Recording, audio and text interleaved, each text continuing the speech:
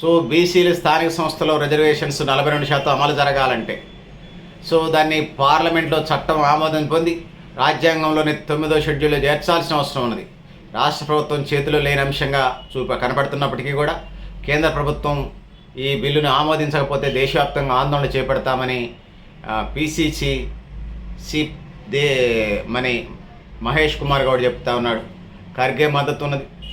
NDA కూటమిలో ఉన్నటువంటి వాళ్ళు కూడా దీనికి మద్దతు ఇవ్వాలి. బీజేపీ ఇప్పటికే మండల కమిషన్ పేరుతో మాకు కడుపు కొట్టింది. మండల కమిషన్ పేరుతో రావాల్సినటువంటి వాటాన్ని రాకుండా చేసే ప్రయత్నం చేశారు. కులం లేదు మతం లేదు అంటున్నారు. మీ కులాల్లోనే మీరు పెళ్ళిళ్ళు చేసుకోండి, కానీ ఇతర కులాల్లో ఎందుకు పెళ్ళిళ్ళు చేసుకోవట్లేదు? అట్టడి వర్గాల ఆదివాసీ పిల్లల్ని లేకపోతే సంచార జాతుల పిల్లల్ని మీ అల్లుడుగా చేసుకోండి అని ఈ సందర్భంగా సంబంధించినటువంటి బీసీ రిజర్వేషన్ వ్యతిరేకించే రాజకీయ పార్టీల నాయకుల్ని బాధ్యులను అడుగుతూ ఉన్నాం, కోరుతూ ఉన్నాం. కులాలు లేవని గాండ్నకరాలొద్దు. ఏ రాజకీయ పార్టీ అయినా కులాలు ఉన్నాయి. ఖచ్చితంగా బీసీ రిజర్వేషన్ని అమలు చేయాల్సినటువంటి అవసరం ఉన్నది. అది 42%. తర్వాత జనాభా దామాషా ప్రకారం ఎవరు అధికారంలోకి వచ్చినా చట్టం ధర్మం న్యాయం అనేది ఒకటి ఉంటుంది, అది పాటించాలి. ఆ సామాజిక న్యాయాన్ని మీరు పాటించలేదు. కనీస ధర్మాన్ని, విద్యుక్త ధర్మాన్ని కూడా మీరు అది పాటించలేదు. అందుకోసం బీసీ ఉద్యమాలు వస్తూ ఉన్నాయి. బీజేపీ పెద్ద పార్టీ అంటున్నారు. ఇప్పటికే మీరు పెద్ద పార్టీ కాదు, నాకు చిన్న పార్టీగా కనబడుతున్నారు. అది ఇంత కాకుండా చూసుకోండి అనేది ఈ సందర్భంగా నేను హెచ్చరిస్తూ ఉన్నాను. ఇక తెలంగాణ రాష్ట్ర ప్రభుత్వం ఆగస్టు 5, 6, 7 తేదీల్లో ఢిల్లీలో ఎమ్మెల్యేలు, ఎంపీలు, ఇతర ప్రజాప్రతినిధులతో వెళ్ళి చేస్తామంటున్నారు. జంతర్ మంతర్ మాకు హైదరాబాద్కు, తెలంగాణ రాష్ట్రానికి హైదరాబాద్ ధర్నా చౌక్, ఇందిరా పార్క్ ఎలానో జంతర్ మంతర్ అనేది ఒక ధర్నా చౌక్. అక్కడికి వెళ్ళి ధర్నా చేస్తామంటా ఉన్నారు. వాళ్ళతో పాటు బీసీ సంఘాల నాయకులను కూడా తెలంగాణ రాష్ట్ర ప్రభుత్వాన్ని తీసుకోమని అడుగుతూ ఉన్నాం. అంశం మంది కాబట్టి తెలంగాణ రాష్ట్ర ప్రభుత్వం పిలిచినా పిలవకపోయినా తలకాయించుకొని పోయి ఆ ధర్నాలో కూర్చొని మన గళం వినిపించే ప్రయత్నం చేద్దాం. మన బీసీ మిత్రులు మీడియా ఉంటే మన వాళ్ళని పిలవండి. దేశవ్యాప్తంగా అది చర్చ జరిగేలాగా చేయండి. దేశ చరిత్రని రాసుకునేటప్పుడు, ఎవరైనా రీసెర్చ్ చేయాలన్నప్పుడు, పరిశోధనలు చేయాలన్నప్పుడు, లేకపోతే ఈ దేశ కొత్తగా ఎవరైనా ప్రధానమంత్రో, ముఖ్యమంత్రో, గవర్నరో, రాష్ట్రపతి అయితే ఈ దేశానికి భారతదేశంలో ఉన్నటువంటి బీసీ ఉద్యమాన్ని అధ్యయనం చేసిన తర్వాతనే, ఈ దేశంలో సామాజిక న్యాయం గురించి అధ్యయనం చేసిన తర్వాతనే ఏ దేశ పరిపాలకుడైనా పరిపాలనకు వెళ్లాల్సి ఉంటుంది. ఆ విధంగా ఈ దేశానికి సంబంధించినటువంటి అసోసియేషన్స్కి ప్రారంభం చేద్దాం. ఖచ్చితంగా 5, 6, 7 తేదీల్లో అయితే ఏం లేదు. కాకపోతే దశల వారీ ఆందోళనకి వెళదాం. ఖచ్చితంగా మనకి బువ్వ పెట్టే కాడ కాలుతో తన్నే వాళ్ళు ఎవరైతే ఉన్నారో, మనం తినే అన్నాన్ని కాలుతో తన్నే వాళ్ళు ఎవరైతే ఉన్నారో, మనం తినే అన్నాన్ని కాలుతో తన్నే వాళ్ళు ఎవరైతే ఉన్నారో, మనం తినేదన్నాన్ని కాలుతో తన్నే వాళ్ళు ఎవరైతే ఉన్నారో వాళ్ళకి వ్యతిరేకంగా భవిష్యత్తులో మన ఓటు బ్యాంకు ద్వారా ఖచ్చితంగా బుద్ధి చెప్దాం అనుకుంటా ఉన్నారు. బీసీలంటే ఓటుకి నోటు, ఓటుకి మందు, లేకపోతే ఫ్యాను, ఫ్రిడ్జో, కూలరు, టీవీ అనుకుంటా ఉన్నారు. ఖచ్చితంగా వేలకు వేలు పంచినటువంటి లీడర్లు కూడా ఓడించినటువంటి సత్తా ఈ దేశంలో ఉంది, ఈ రాష్ట్రంలో ఉంది, ప్రజలకుంది. ఈ ప్రజలకి, భారతదేశ ప్రజలకుంది అనేది తెలియజేసుకుంటా ఉన్నాను.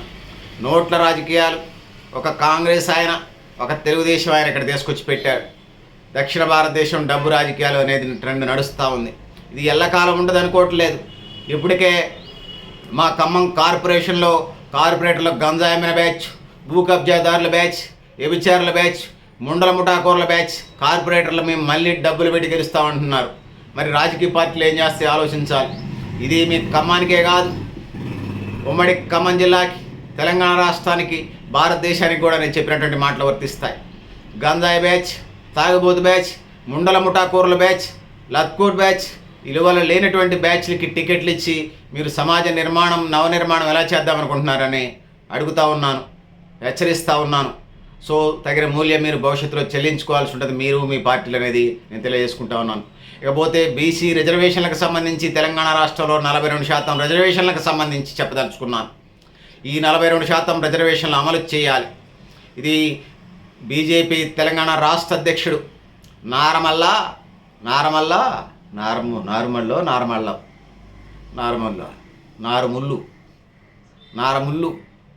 రామచంద్రరావు మా 27% రిజర్వేషన్ అడ్డుకునే ప్రయత్నం చేశావు ఆ రోజు. మళ్ళీ ఇవాళ వచ్చి 9వ షెడ్యూల్లో పెట్టమంటున్నావు. మా బీసీ ఓట్ల కోసం, మా బీసీలతోని నీ పార్టీ అంతా మా బీసీలతో నిండిపోయింది. మళ్ళీ వాళ్ళకి కోపం వస్తే నువ్వు మిగలవు. బయట నుంచి మేము చెప్తూనే ఉన్నాం, వాళ్ళు కూడా అంతర్గతంగా ఉన్నారు. ఏదో జాతీయ పార్టీ ఇంతకాలం పనిచేశాం, ఒకసారి కోపం తెచ్చుకొని మా వ్యక్తిగత రాజకీయ భవిష్యత్తుని నాశనం చేసుకోవటం ఎందుకు అని ఓపిక పడతా ఉన్నారు. ఓపిక కూడా ఒక హద్దు ఉంటుంది. అది ఇంతకాలం యాంటీ రిజర్వేషన్ మూవ్మెంట్ చేసింది నీకు తెలియదు కాదు. సో మా హక్కులు మేము అడిగినప్పుడు మాకు ఇవ్వాలి. ఇవ్వకపోతే రామచంద్రరావు కాదు, నారమల్ల రామచంద్రరావు బీజేపీ స్టేట్ ప్రెసిడెంటే కాదు, బీజేపీ పార్టీ కాదు, national BJP party, NDA party కూడా కాలగర్భంలో కలిసిపోతుంది. బీసీలతో పెట్టుకున్నటువంటి పార్టీ ఏది ఇంతవరకు మిగలలేదు. ఇది భారతదేశ చరిత్ర చెప్తున్నటువంటి నిజం. కావాలంటే ఒకసారి చరిత్రను తిరిగే చూసుకోండి.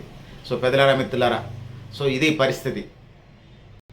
ఇప్పటికే తెలంగాణ రాష్ట్ర ప్రభుత్వం విద్యా ఉద్యోగాల్లో 42% రిజర్వేషన్ అదే రోజు ఆమోదించింది. మార్చి 17న అసెంబ్లీ, మార్చి 18న తెలంగాణ కౌన్సిల్ అంటే శాసనమండలిలో దీన్ని ఆమోదించారు. దీన్ని ఆర్డినెన్స్ తీసుకొచ్చే ప్రయత్నం చేసింది. దీన్ని గవర్నర్కి ఇవ్వడం జరిగింది, రాష్ట్రపతి కూడా పంపడం జరిగింది. మొత్తం బీజేపీ కోర్టులో బాగుంది. ఖచ్చితంగా మీరు ఎవరి పక్షమో తేల్చుకోవాల్సిన అవసరం ఉంది. బీజేపీ మిత్రులు ఎవరి పక్షమో తేల్చుకోవాల్సిన అవసరం ఉంది.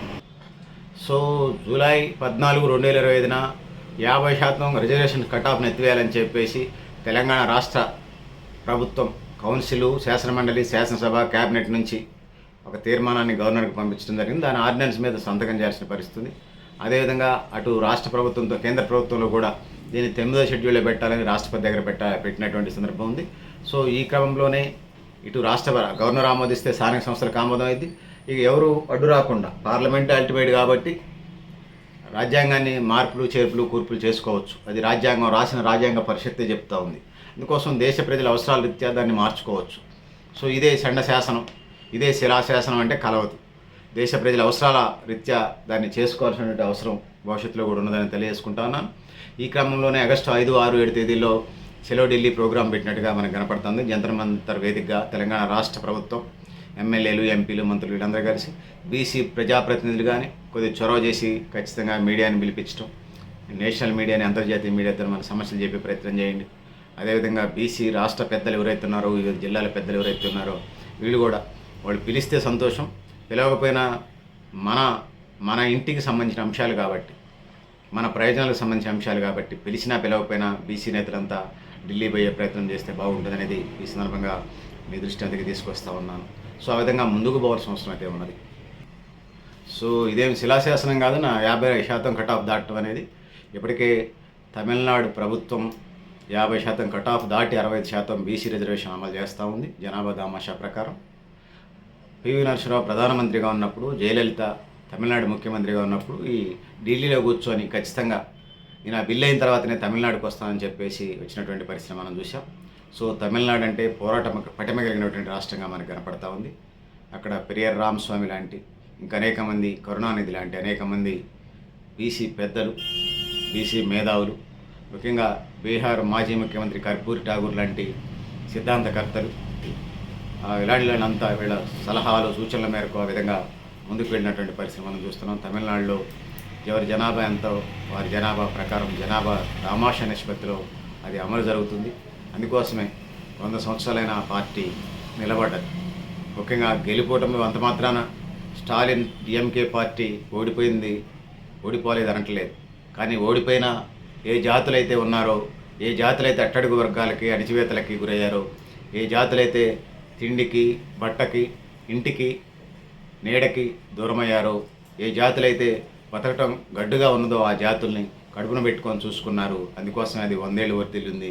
1000 ఏళ్ళైనా వర్ధిల్లటానికి ఇతర పార్టీలు కూడా ఇలాంటి తరహా అట్టడుగు వర్గాల తరఫున నిజమైన పోరాటాలు చేయటం వల్ల ఎన్నికలనే వస్తుంటాయి, పోతుంటాయి. ఖచ్చితంగా అలాంటి తరహా ఉద్యమాల వైపు వెళ్ళినప్పుడే ఆ రాజకీయ పార్టీ అయినా, సంస్థ అయినా, వ్యవస్థ అయినా నిలబడుతూ ఉంటుంది. ఆ వైపుకి అడుగులు వేయాల్సిన అవసరం అయితే ఉంది. ఇది కేవలం సిద్ధాంతాలు, నీతులు నేను చెప్పటమే కాదు, నేనున్న వేదికలు ఆ వైపుగా ఆలోచన చేస్తూ ఉన్నాయి. ఆ విధంగా ముందుకు పోతున్నాయని భావిస్తూ ఉన్నాను. నేనున్న వేదికలైనా, నేను కలిసి పనిచేస్తున్నటువంటి ఫ్రెండ్లీ ఆర్గనైజేషన్స్ అయినా అలాంటి విధి విధానాలని అమలు చేయడం ద్వారా ఈ దేశంలో అట్టడుగు వర్గాలకి, ఈ దేశ ప్రజల మనోభావాలకు అనుకూలంగా ప్రయాణం చేస్తున్నాడే నిలబడతాయి తప్ప, లేకపోతే కష్టం, వాటి మనుగడ కష్టం. ప్రజలు ఉన్నా కూడా వాటిని ప్రజలు ఆదరించాలనేది చేసుకున్నాను. అప్డేట్ కావడం అనేది ఏ సంస్థకైనా, ఏ వ్యవస్థకైనా మంచిది. అప్డేట్ కానటువంటి సంస్థలు కాలగర్భంలో కలిసిపోతున్నాయి. ఇది చరిత్ర చెప్తున్నటువంటి గుణపాఠంగా నేను తెలియజేస్తా ఉన్నాను. సో పెద్దలారా, మిత్రులారా, మీరు కూడా మీ అభిప్రాయం కామెంట్ బాక్స్లో నేను తెలియజేస్తూ నేను గరిడేపల్లి సత్యనారాయణ, 2,00,000